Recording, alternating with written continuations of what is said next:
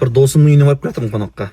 Жүре берсең көре бересің деп, жаңағы досым баласының туған күні болған. Сол баласының туған күніне әйел екеуі бірігіп iPhone 17 сыйлаған ғой.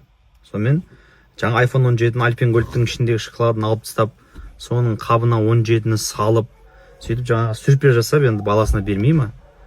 Сөйтсе жаңағы баласы маған iPhone 17 ұнамайды, маған 17 Pro ұнайды деп, жаңағы алып берген новый телефонда кешесін бетіне лақтырып жіберген ғой. Сонымен бұлар апарып сол 17-ні сатып, оның үстіне ақша қосып, 17 Pro алып беріпті. Сонымен мен айтам да, ол не қылған қанағатсыз бала деймін да, ол не қылған қанағатсыз жасап жүрген бала ол деп мен таңғалып қалдым кәдімгідей. 17 даже мен ұстамаймын, менде 16 Pro Max мысалы. Даже 17 менде жоқ.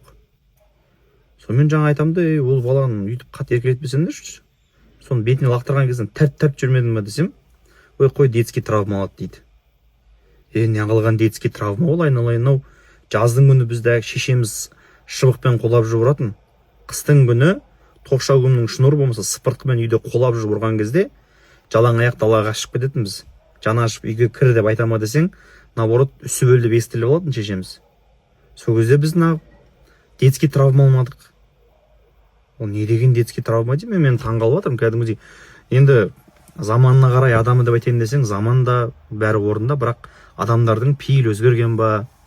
Баланы жастан дейді ғой қазақ, баланы қатты еркелетіп өсіруге де болмайтын сияқты ағайын, әр нәрсенің өзінің шегі болады ғой. Енді бұл жерде мен айтқым келгені, балаға тәрбиені дұрыс беру керек сияқты. Жас күнінен мынау дұрыс, мынау бұрыс дегендерді айтып, білмеймін, енді біздің алған тәрбиеміз басқаша. Жалпы 90-шы жылдардағы жігіттер, қыздар біледі ғой, енді біздің поколение, біз сондай жаңағы неден өткенбіз, сондай кезеңнен өткенбіз. Бәріміз таяқ жеп, кәдімгі әке-шешеміздің таяғын жеп, ешқандай детский травма алмай-ақ осы күнге жеткенбіз. Міне соның арқасында жаман болды деп айта алмаймын.